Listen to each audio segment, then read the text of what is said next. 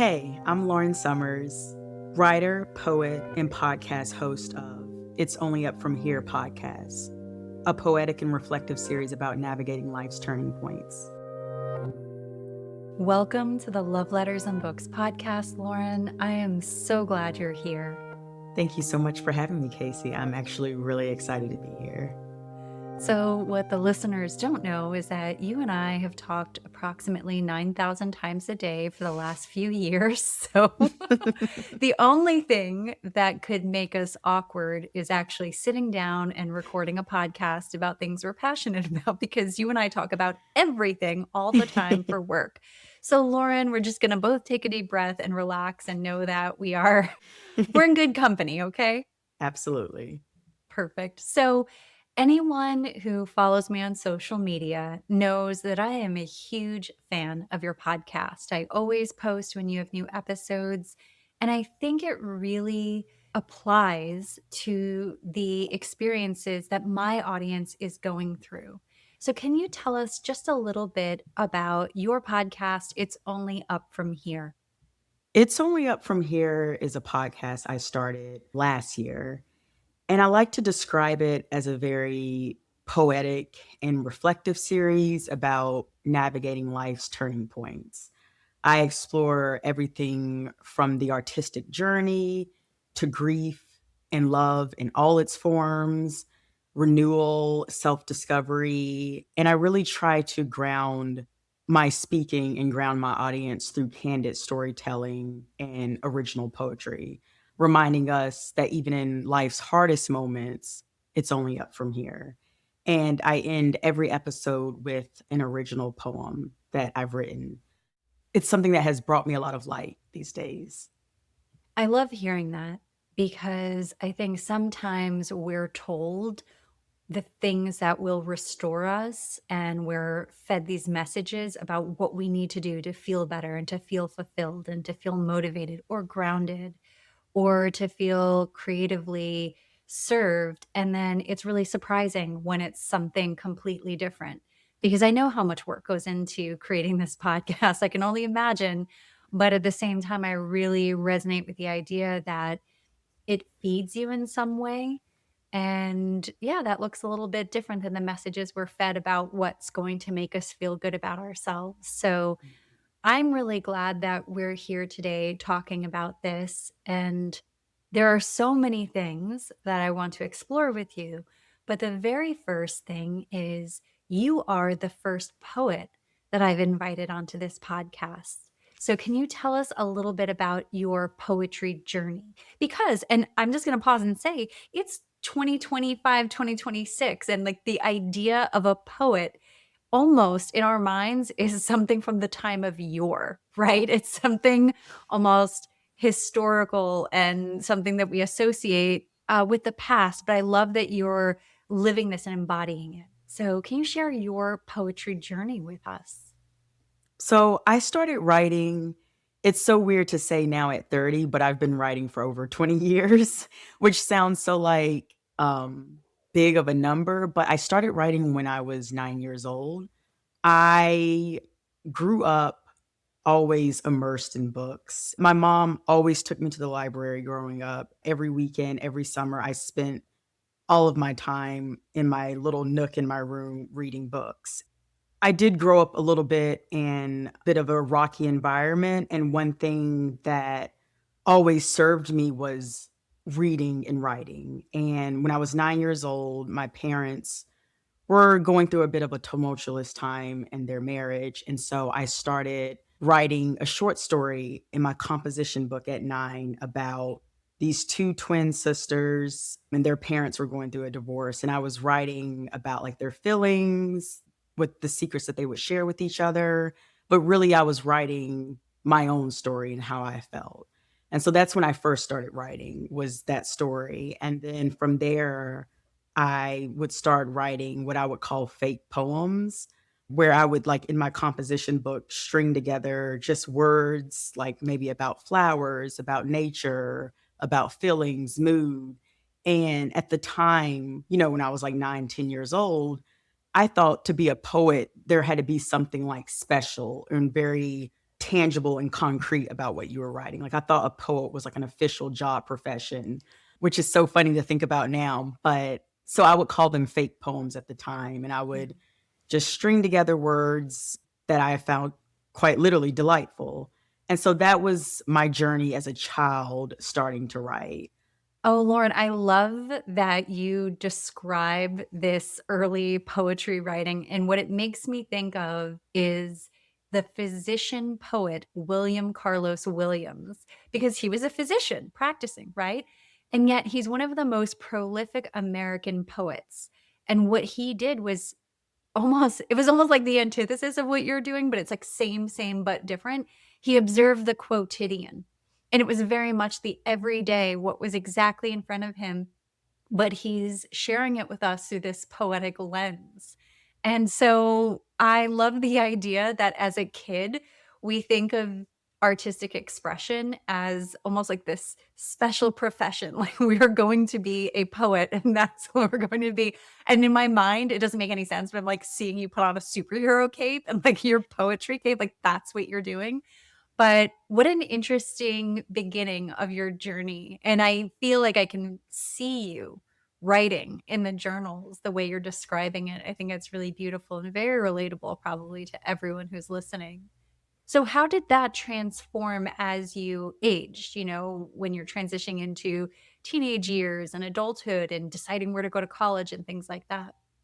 It's funny, when I got to high school for ninth grade and you're signing up for classes, I signed up for a creative writing class. And at the time, I was really excited to sign up for this class because I liked writing like short stories in my journal at home. And so I'm thinking this class is going to be all about prose fiction type writing. And I remember on the very first day, the teacher said, you know what? We're going to be studying all types of writing from playwriting, screenwriting, fiction, prose, poetry. And I was like, "Oh, I'm gonna drop this class," because at the time, my only basis of poetry was studying really old poets in, like, middle school, and I actually didn't really think that I liked poetry in ninth grade, which is funny because I would write fake poems as a kid, but I was like, "I don't really wanna write poetry, I'm not into that." So I went to my advisor and tried to drop the class, and it was too late, so I was stuck with this creative writing class. And from there, I don't even wanna say forced to write poetry because very quickly I fell in love with it. We read all types of poets. I remember Octavio Paz, Sylvia Plath, Gertrude Stein, who wrote very, like, abstract poetry. And so early on, my first poems were very abstract, silly, surreal, and that's what really, built me up as a poet. And to answer your question, all throughout high school, I took the creative writing class. I went all the way up to advanced creative writing, and going into college, I think I had gotten to a point where I was older now, and I knew that being a poet was not really like a profession that made money or that's something that you could do.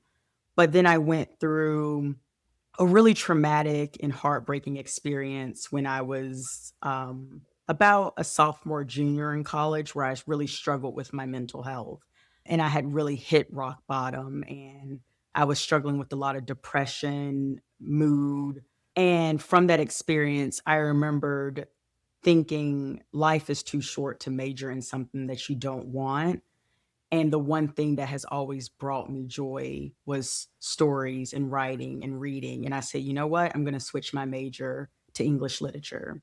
From there, I dove back into writing and reading and writing poetry. I took poetry classes. I worked on the school newspaper as an editor. And that was kind of my journey as being a writer and being grounded in that that was going to be something that was going to be tied to my profession. Oh, it's so interesting to have met you when I did, because I remember meeting you, and I'm sure you had a very different experience meeting me, but I remember meeting you, and I told anyone who would listen that you were just the most special, talented person and that we should really run with you, meaning like, don't let her go. We need to set her up with opportunities because she's going to expand anything she touches. Like, I basically was like, "She's necessary. You could get rid of all these other people, but like we need Lauren. And I was right, by the way. So, like, I don't often get to say that. I would like to say for the record, I was very right about you. But it's interesting because I met you and I just felt like you had that ability to identify story and help coax it out of people. And that's not something to be overlooked. So here I am meeting you in sort of like the corporate environment, not knowing any of this about you because it was very hard to pull this out of you. Juliet and I worked very hard in like getting all of your secrets from you. But when I met you, I just kept noticing how people responded to you and how comfortable they felt dropping into their stories. And that is very much what we do for work. So that worked out for us, but it's a skill. And I just felt like you could really drop into that energetic space with people. And I was like, well, maybe she's very skilled at doing that with herself because this is not coming out of thin air. This is something that it made me feel like you were a person who was comfortable with touching on third level emotions in your own life because you seem very comfortable doing that with other people. And when I realized, when I finally pulled it out of you that you're this very creative person who has this lore about you, which we haven't even touched on, like some of the things that you've actually done, it made so much sense to me that you were a creative and you had this whole other part of your life where this energy just kind of flowed. So I'm sure that's fun to hear how someone experienced you when they met you. But, I would love to know about that experience in adulthood where you spend your days being, this corporate media producer, and yet you're still carving out time to cultivate this other area of your life. And it's not one or the other, it's maintaining this balance, which I hear a lot on your podcast, which is why I always share it because I feel like that really resonates with the audience. So, can you explore that with me for a little bit? What is it to have this very high pressure job where you really need to deliver and then also nurture this other side to yourself? Yeah, that's something that I didn't initially think was possible, and I'm so glad that I have people like you in my life that, you know, were encouraging me to start diving into my artistic journey and diving into my words and kind of creating and carving a space for myself. Last year, when I was speaking to you about starting a podcast, I was kind of thinking, how could I start a podcast when I'm working on an always on podcast? Like, that's going to be too much. It's going to be cumbersome. It's going to feel laborious. But ultimately, starting my own podcast really has brought this piece of joy and light to my life that I was not expecting. Like, when I'm editing for myself, I'm thinking about the listener who might be this young girl in a flyover state who maybe has dreams of moving to a bigger city one day, who has dreams of moving abroad, who has dreams of starting her life elsewhere and creating her community and her family, and maybe is going through the artistic journey. And it's something that has brought me joy on like now a biweekly Mhm. basis. So that's something I'm really proud of. When I release an episode, there's a type of pride that I have that I don't necessarily have with this major corporate podcast that I'm working on. And that feeling is so different. And I feel like one of the reasons that Juliet and I always encouraged you was because in my own life, creativity felt like this liminal third space. You know how they talk about third spaces? Like, Yeah. I'm quite a bit older than you. And like in my generation, people Yeah. would always go to like bars and things like that. It was just like there was a big culture of going out, which I think has shifted a little bit. I know people still do it, but it's shifted a bit. But I feel like creativity is this liminal third space. It's almost like this room in your body, mind, spirit where you can always go and you restore yourself.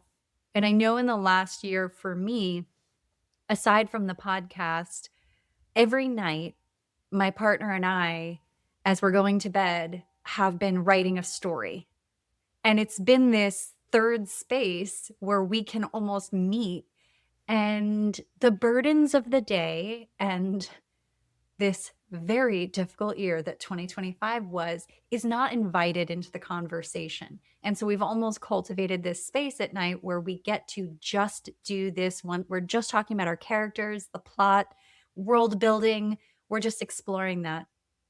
And the thing is that you and I are talking about, it's almost like you almost think that that would drain you to put your energy elsewhere.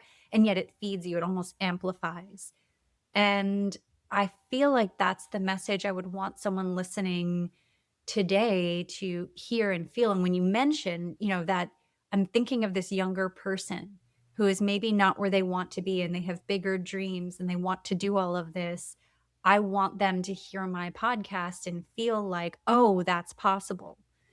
I just think about that. And I was thinking about 23-year-old version of me who would have loved to have heard your voice speaking about these things, who would have loved to know that certain things were possible. I felt very limited back then. And I felt like I was not allowed to be creative because, and this is something important that you and I should touch on, because everyone around me was very negative about it, did not see the value in it. Our relationships were very transactional, whereas like I was a resource for everyone. And so if I indulge in something creative that I enjoy, that brings me happiness and levity and softness, that doesn't serve them. But I didn't know that because I was really young. And so that's where I think about your voice and what you're sharing. It's like exactly what younger me needed to hear. So I want to touch on that with you and almost this concept of it not having a return on investment that's clear to everyone, nurturing the side of yourself. And what have you experienced with leaning into the creative sides of your life that may not be obvious to the outside world? And that's such a good point, like, there may not be a return on investment, but I think the way that I've connected with people has really fulfilled me when it comes to my writing. I talked about earlier this traumatic experience in college where I was really struggling with my mental health. And many years later, I wrote a poem loosely related to this experience, but it was a poem called To the Girls Who Lead the World. And I performed it one day at a bookstore at an open mic that they were having. And at the beginning, I said, just before I read this poem, there's a content warning. This poem deals with themes of suicidal ideation. And I read the poem, and at the end of the night, this young woman came up to me and said, that poem touched me in a way that I was not expecting. She said, "Thank you so much for sharing your story. I recently lost a friend to suicide. And I'm so glad you read that and you shared that. And I just want to say, like, thank you." Just the way that I've connected with other people from reading my poetry and going to open mics, um, that almost is my return on investment. It may not be, lights, a crowd, money, fame, or anything like that, but the way that I've connected with other people in this world from reading my poetry and like sharing my words has been so fulfilling to me. As someone who connects with you virtually, like obviously we work remotely and that's the Mhm. nature of our relationship, which feels really weird a few years in. Mhm. But something that just lights me up is when I see clips of you reading your poetry at events on social media. When you share that, there's just something about it that brings me so much joy.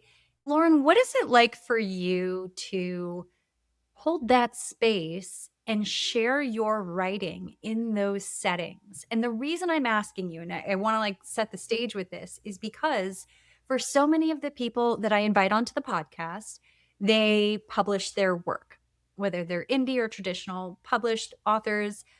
And yes, they do see and hear and feel the feedback, but rarely, if almost never, are they standing in front of someone who's having that process, that visceral experience where they're processing the information, the words in that moment.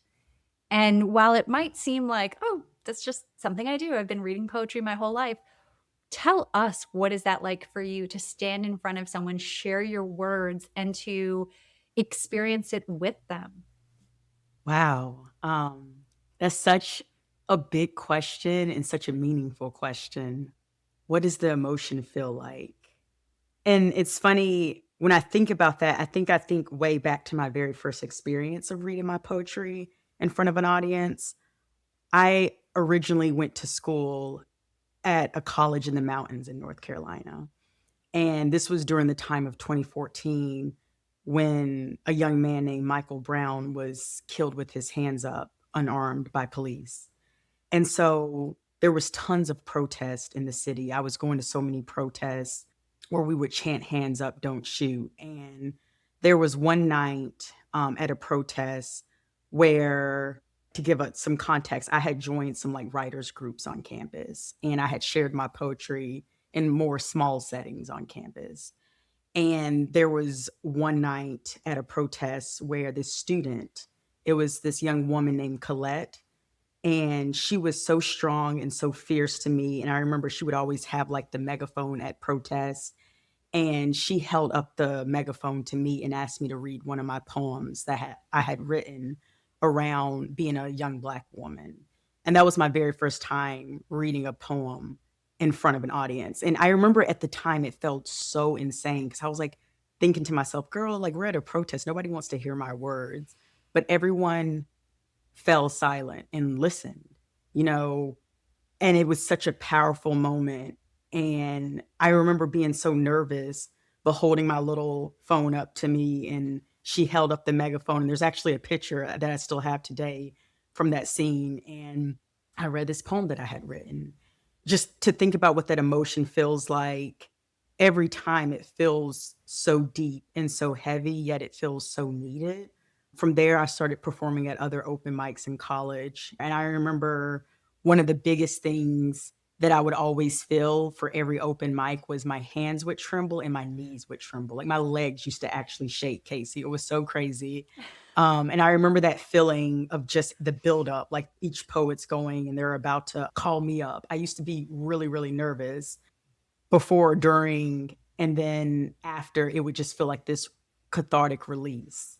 But honestly, and maybe I say it with a little pride, I don't feel that nervous anymore, and I think because of the experiences that I've had sharing my poetry on stage and the way that I've connected with people after the fact. They'll come up and say, I connected to this line, or I've had this experience, or, I've lost people to this, and that's so important to me, and thank you for sharing your story. And I remember something that we talked about beforehand is, what do these emotions tell you about my experience? And I think it honestly tells me that it's a real powerful thing and that it's needed and my words are needed. And way back to little Lauren, maybe I was like 19, 18 at the time at that protest, thinking, why is she holding up a megaphone to me? Why am I about to read my words at a protest for someone else? But it all applies and it all matters, and my voice does matter. And that's honestly what I've gotten out of reading my poems on stage, and it's very meaningful to me, and it's something that feels so real in my life. What would you say to the person listening who is in their own creative process, whatever it is, whatever the medium is, right? This podcast is Love Letters and Books, but it could be anything. But what would you say to that person who wants to put their creativity out there and has that moment of, this doesn't matter, this is silly, no one cares about this, why am I doing this? Given the experiences you have had. Given the experiences that I've had, I would tell that person that because they have felt called to create this thing, that it is important and that it is real and that it's needed. They didn't feel called to create that thing for nothing. So, whether it's a painting, a song, or a poem, you created that and you put that out on paper and pages and out into the universe for a reason. And someone somewhere is going to relate to that. And I actually talk about that in one of my podcast episodes, is that you do this because it's your calling, not for any outside validation, not for what it can maybe give you, but because it's your calling. And because it's that, someone's always going to connect to that. Like, there's gonna be someone somewhere that shares a piece of your story, and that's needed. Like, I talk about how there's artists like, D'Angelo and Lauryn Hill, like, they've created not like mini albums, but their albums are still on repeat throughout time. And I think about how I tend to perform a lot of the same poems that I've performed for years, but there's always someone somewhere that comes up to me and is like, "Hey, I needed to hear that today." And so someone needs your art. Your art is needed in the world, especially a world that's being plagued with so much AI and so much fake shit. Like, this is so important and it's so needed. And your art is a real tangible thing that holds power in this world. And that's what I would tell that person. I love hearing that. I'm so glad we're talking about it because our calling may also surprise us. And what we're asked to do and asked to share and how we're asked to show up can be really shocking. And sometimes it can be really uncomfortable. And just relating it to my own experience, and this is to the left of creativity, right? I've had life experiences, and because of them, they've been very transformative, they've been very hard, but part of my healing process was working with other survivors. I felt like that was something that I could do to heal my wounds while working with someone else. And man, if you had told me that the thing that was going to help me, the thing that I might actually be uniquely qualified and slightly good at would be standing on stage and sharing my story because the person listening feels like they don't even have words for what happened to them. They can't share it with anyone. They don't feel like they can talk about it. They feel ashamed or they feel like the whole world is going to judge them. And that was my calling in that one area of my life, I would have been like, "Can you please go away? Like, leave me alone. This is not what I want to do." Why I'm bringing that up is because we're conduits, and I've always felt that way. I really do. I think that things move through us, that we're not 100% the source of things, and whether it's creativity, healing, our voice, our energy, our attention, those things that move through us are really powerful. And there's this thing in our minds or our psyches, whatever, that tells us that doesn't matter. You don't matter. It's not a big deal. No one needs that thing, that pressure that's always pushing back against us. And for some of us, it's the world around us that sends that message. And it can be really hard to lean into your craft. Very often I have authors come on this podcast and they share that people are a little reductive or not supportive or almost make fun of what they do, like, "Oh, how's that career going? How's that book going that sort of that thing, right? And like I'm saying it, and you're kind of nodding along. No one's going to be able to see that, but that thing that happens when we lean into our creativity. So, do you have any thoughts on protecting that part of yourself that is open and creating and is that conduit? Sort of being an open system to the world so that you can, take inspiration from what's around you, but also guarding your heart, so to speak. Like, how do you take care of yourself in a world that's like, well, if it's not making you money right away, if it's not of value to everyone else, if, how do you take care of yourself? That's a good question. And I think that's something that, you know, I don't know if I have a definitive answer to, but one thing is just surrounding myself with other like minds, whether that's finding my community of artists or finding friends with like minds. But I've also had to get to a point where I really have to just brush it off my shoulders and not care. I remember as an English literature major and German minor in college, I would get a lot of family members and people who would say, "Well, what are you going to do with that?" Or I remember I was at work one time. I was wait staff at a hotel, and this man asked me what my major was, and I told him. He says, "So what's your backup plan?"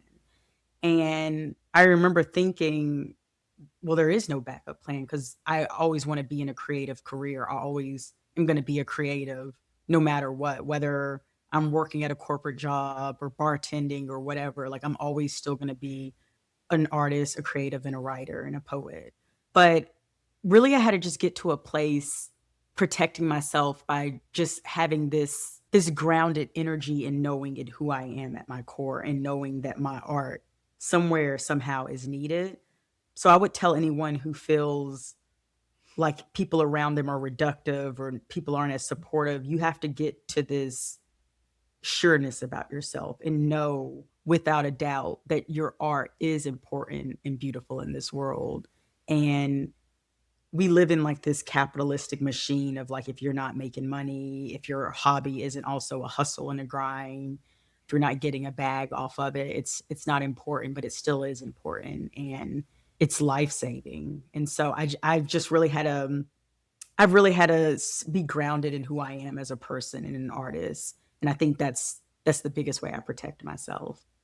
Lauren, I just want to say thank you for sharing that because these things aren't always spoken about. They're almost taken for granted that, well, if you're going to do this, you're going to toughen up and be made of steel and you could do it no matter what anyone says to you.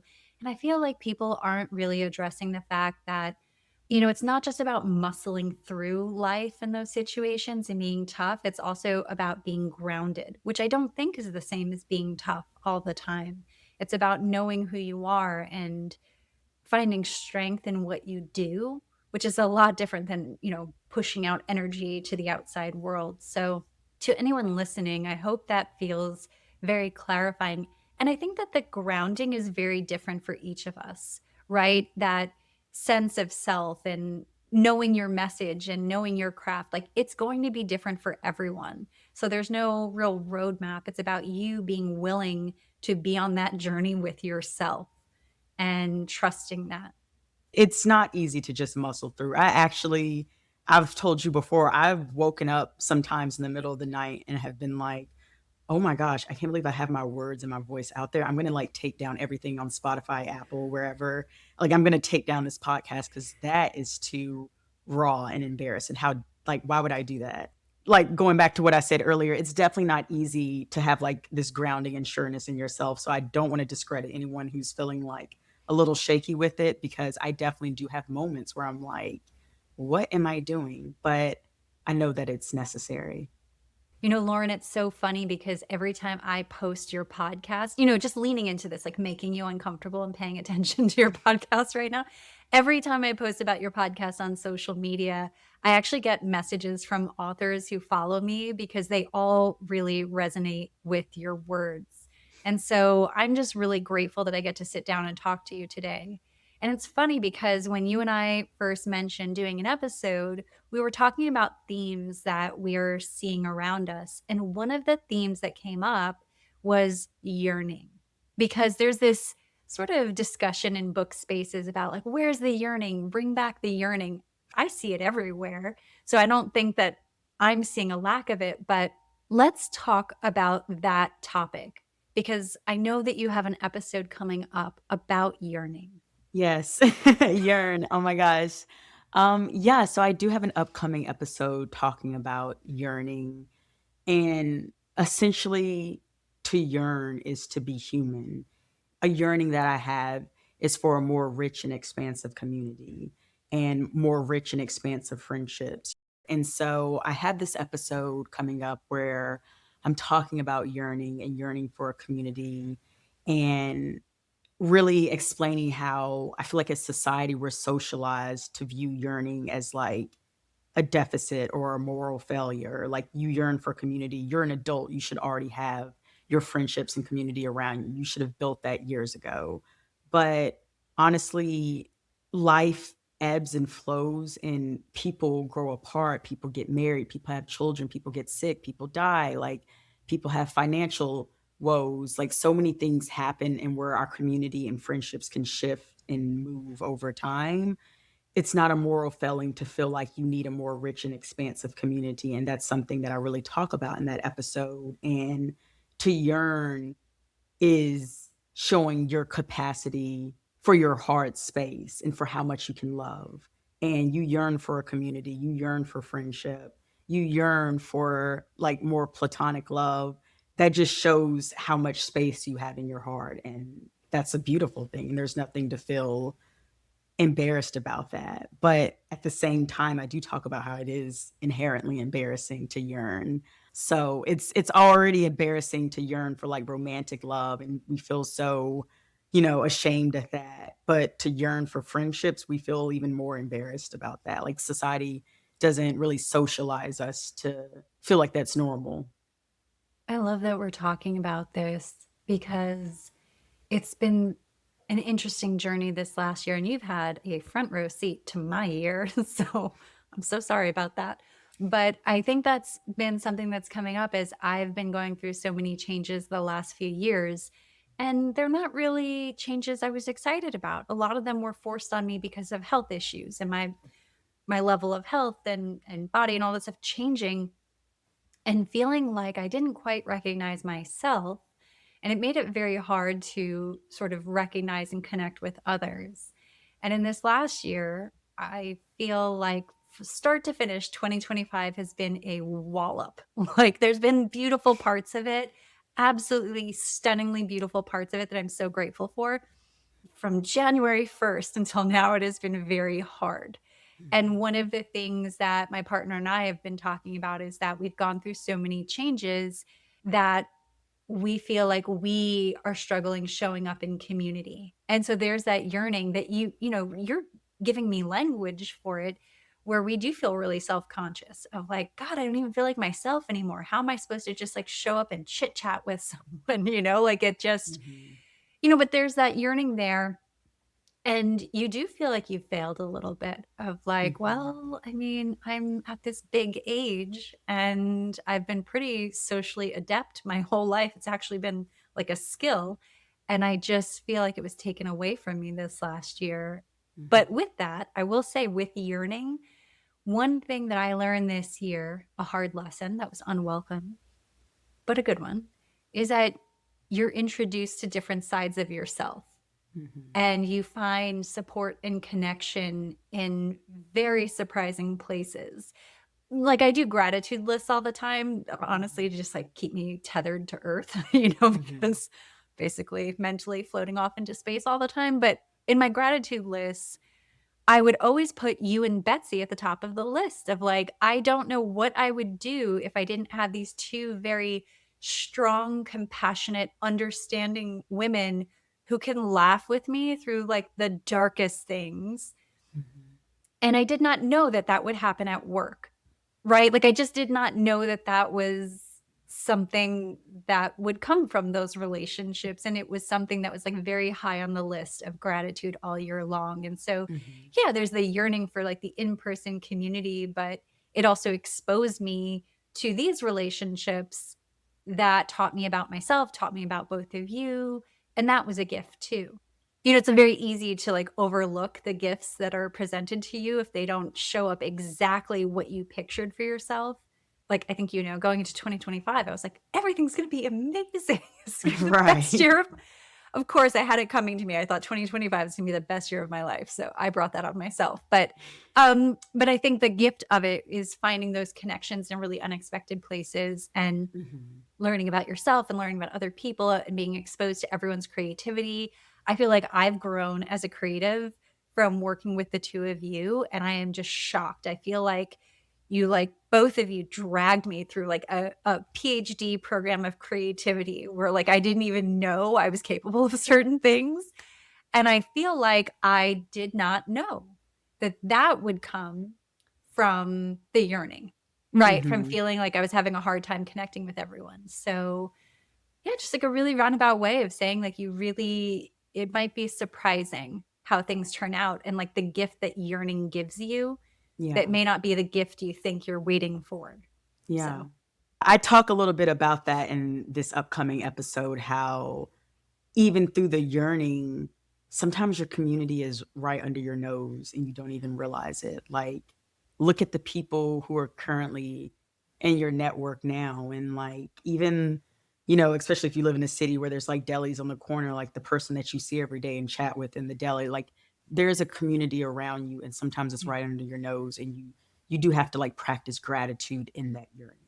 What a good lesson, right? Like, Mhm. and if someone gave you the topic of yearning, I don't think that you would automatically think about deprivation or like not having what you Mhm. needed and that Mhm. being actually helpful.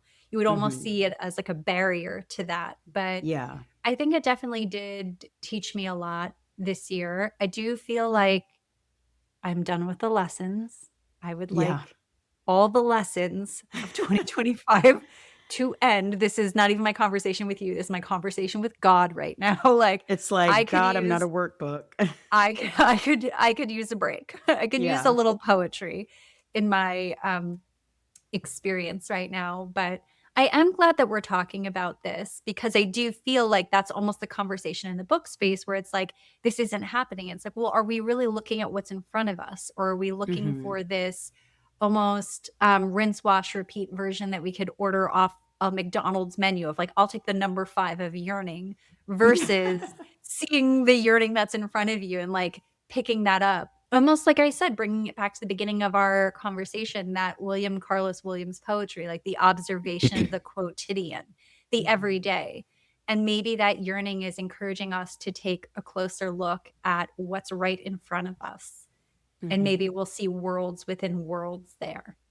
So, Lauren, I've just taken you on this long extended dance remix of a conversation around yearning, but I actually want to take it back to the core of your podcast, even touching on the name, because I remember when you shared the name with me, we were first talking about this, and I thought, oh, I love that. It's only up from here. Why was that the name you chose, and what does it mean to you? Yeah, so I use the title "It's Only Up From Here" because a common theme and thread throughout my life has always been perseverance. As a writer and as a poet and as someone who has dealt with mental health challenges throughout my life, perseverance and the idea of "it's only up from here" has always been like a common message in my life. And, something I think about is how that title can be fluid over time. If you're at rock bottom, it's only up from here can mean so many different things, but that it's only going to get better from here versus, you just won a book award and it's only up from here. Like you still have so much more life ahead of you. One of my favorite quotes in the world is from this beautiful young writer named Anne Frank from her diary. And I actually had the quote tattooed on my back. And the quote is, "Oh, when will we overcome all these difficulties? And yet it's good that we have to surmount them since it makes the end that much more beautiful." And that's something I read at 15 and said, "The second I turn 18, I'm gonna get this tattooed on me." And, like, that's always been a topic or a theme that has, like, served me in life that it's only up from here and, when we overcome these difficulties, it will be more beautiful in the end. And there's always a new chapter or a new season ahead of us, and I talk about that a lot on my podcast. I love that you shared that with us because I feel as if it's the conversation that doesn't always happen. Mhm. So we can go through things and we can feel like we've done something wrong because things were hard or because we were Mhm. transformed or we were changed. And I feel like it's just a shift in perspective. And it's honoring the sweetness that comes after things have been really difficult. And I love Mhm. that you're sharing something that touched your 15-year-old heart because I feel like I think about like young girls at 15 and the things that resonate with us and motivate us and capture our attention. And I love that you did not let that go and that it's still a theme throughout your life. It's something that I very often say, even on my own social media, is like 15-year-old me would be just, she wouldn't even believe the stuff that I got to do. She wouldn't even believe the situation I'm in, and I'm thinking about, like, 15-year-old Lauren in North Yeah. Carolina and thinking, like, would you have imagined all of the things that you've done? And isn't that a beautiful perspective? Because in our day-to-day lives, like, I can look at my life and be like, mid-40s and go through the accounting of the last few years and feel defeated, or I can look at it through the lens of my 15-year-old self who thought, "There's not a single good thing that's ever gonna happen to me," and I'm just, like, blown Mhm. away when I look through her eyes. So when you Yeah. look through the eyes of 15-year-old Lauren, and you look at your life now, what does she say? I think 15-year-old Lauren would be in awe of some of the things that I've accomplished in life and the places that I've gone. At 15, I was not even thinking about college, let alone studying in Germany my junior year of college and traveling all through Europe with new friends. At 15, I never thought about standing on stage and reading my poetry or being published in anthologies or moving to New York City. Like that was never on my radar. And one thing that I even talked about in one of my earlier podcast episodes was that I want so many more young women to think about their future even 10, 15 years from now and some of the challenges that I've overcome and how it would have been a little more easier if I had thought 10 years from now I'll be in a completely different place. Like at 15, I did not even imagine 30 years old at 15. And so, yeah, I think she would be 15-year-old Lauren would be in awe of the places I've gone and the hurdles that I've overcome. So, Lauren, I'd love to shift a little bit and have you share with us some of the authors and books that have really inspired you. Yeah.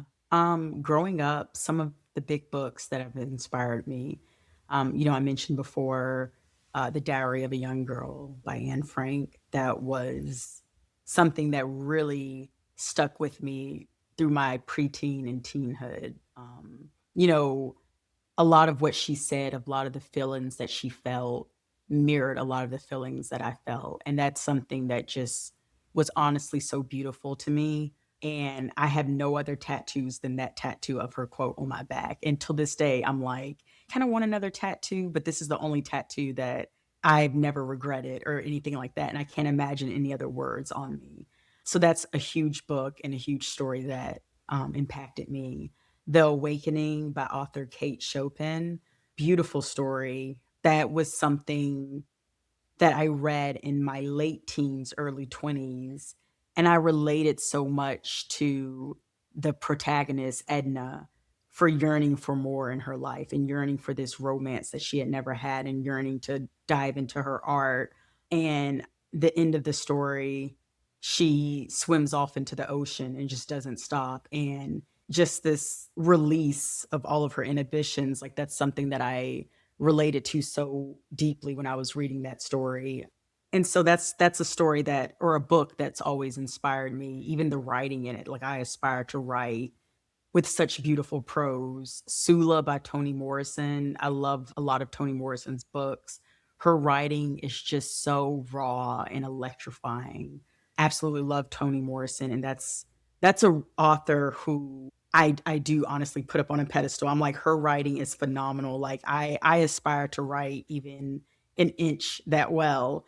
And then honestly, All About Love by Bell Hooks. I mentioned that in my most recent episode that's coming up on yearning because I talk about yearning for friendships and how many women, the first place they know deep, abiding love is through friendship. And Bell Hooks talks about that. So that's a book that definitely inspired me. And so those are some of the big books that I honestly love. And then if we want to get a little weird, I love The Giver. I love 1984.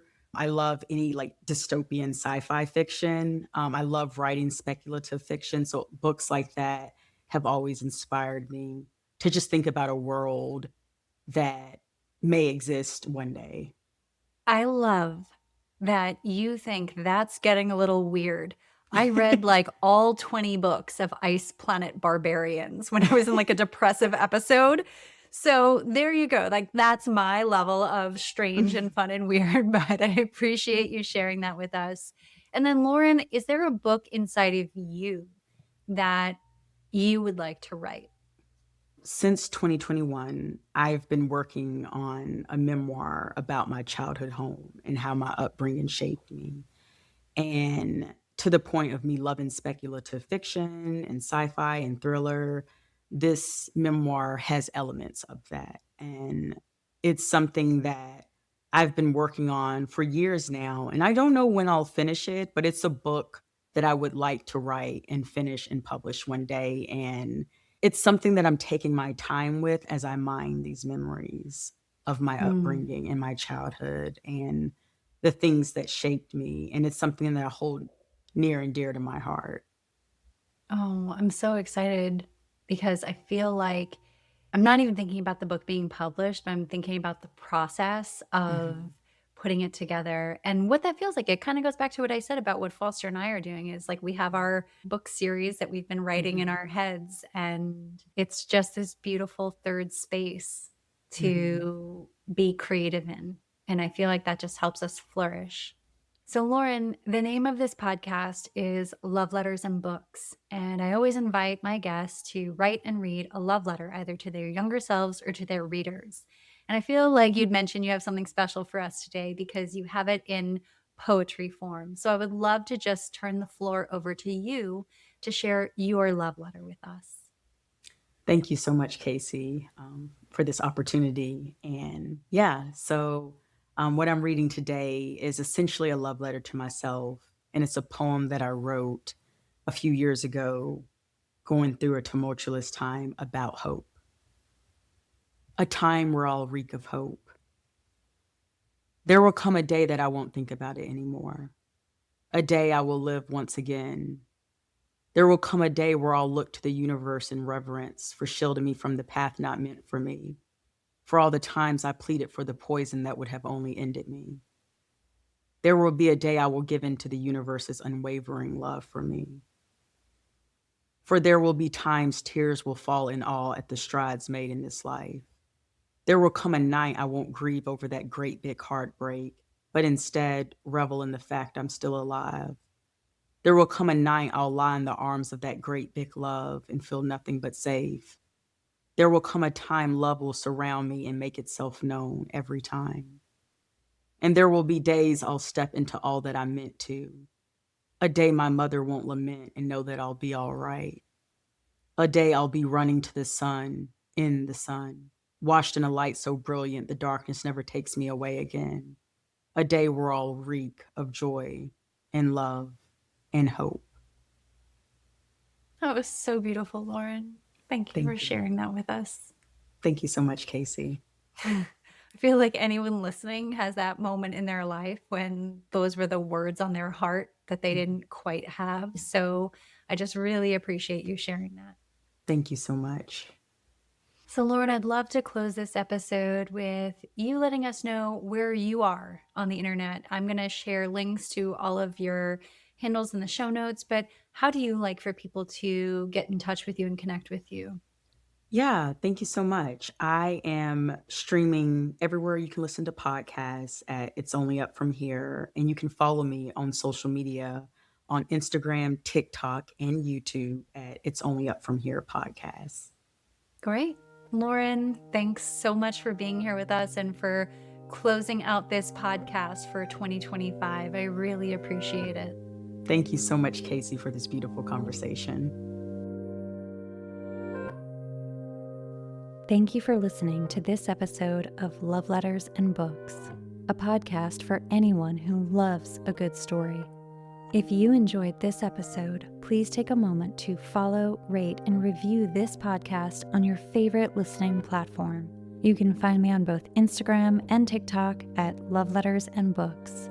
And if you're interested in being a guest on Love Letters and Books, suggesting your favorite author, or just want to write in an original love letter to yourself or someone else to be read on air, please send me an email at lovelettersandmixtapes@gmail.com.